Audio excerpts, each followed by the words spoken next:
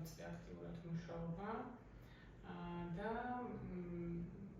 ძალიან ბევრი სხვადასხვა განწყობის სტადიის ადამიანთან მქონია ურთიერთობა.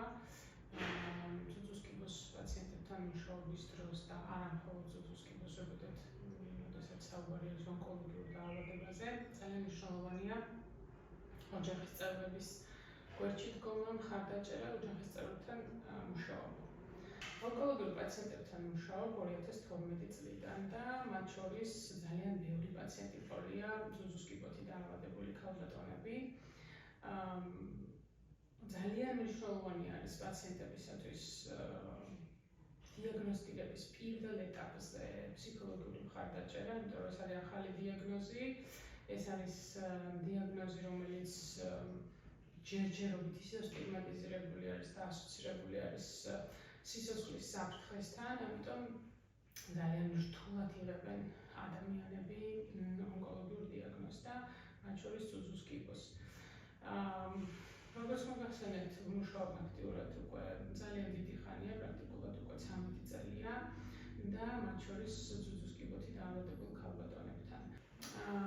საქართველოში ფსიქოსოციალური მხარდაჭერა ჯერჯერობით ყველა პაციენტისთვის არ არის ხელმისაწვდომი და როგორც მოგახსენეთ, ერთეული კლინიკების დონეზე არის ეს ფსიქოლოგიური მხარდაჭერა, რომელსაც უზრუნველყოფს ის კონკრეტული კლინიკა. ამ შემთხვევაში ჩვენი კლინიკა მედულა უზრუნველყოფს ონკოლოგიური პაციენტების ფსიქოლოგიურ მხარდაჭერას და ეს ყველა პაციენტისთვის არის უფასოდ ხელმისაწვდომი.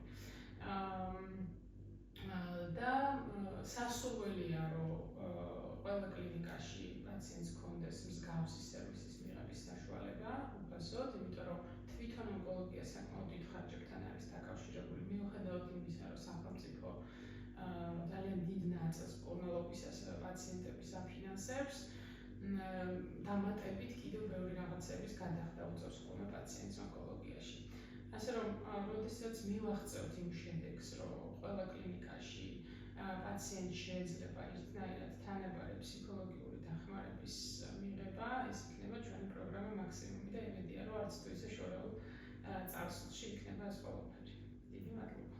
ცუცუს კიბო, ისევე როგორც მსოფლიოში, ასევე საქართველოში არის პირველ ადგილზე ონკოლოგიურ პათოლოგიებს შორის ქალბატონებში. რეალურად ეს დაავადება ყველაზე მეტად გვხვდება ხოლმე 60 წლის ზევით.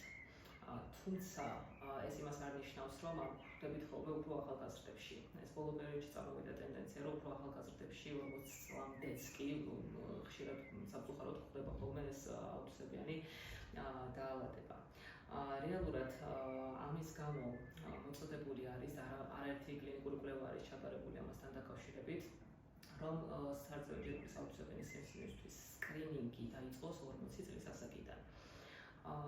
სხვათა შორის განსხვავება არის ამერიკულ და ევროპულ გაიდლაინებს შორის. ამერიკული გაიდლაინი გულება, რომ წელიწადში ერთხელ ჯობია რომ ვიტაროთ სკრინინგი, მაგრამ ჩვენ რაღაცა ევროპულ მოდელზე ვართ აწყობილები, ასე ვთქვათ, საქართველო და 2 წელიწადში ერთხელ ვატარებთ სკრინინგს.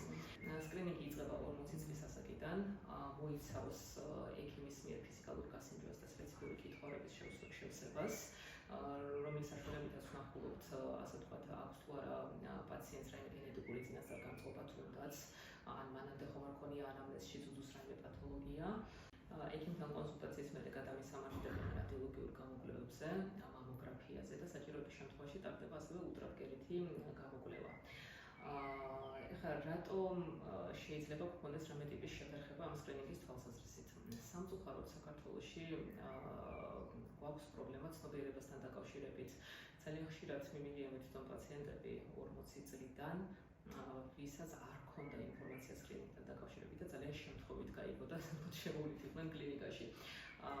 და ძალიან ხშირი მიზეზია ასევე შიში, როდესაც ადამიანს ეშინია, რომ ის სკრინინგის საშუალებით აღმოაჩენს რაღაცა პრობლემას და უბრალოდ ასე ვთქვათ, უნდა რომ დაემალოს ამ ინფორმაციას.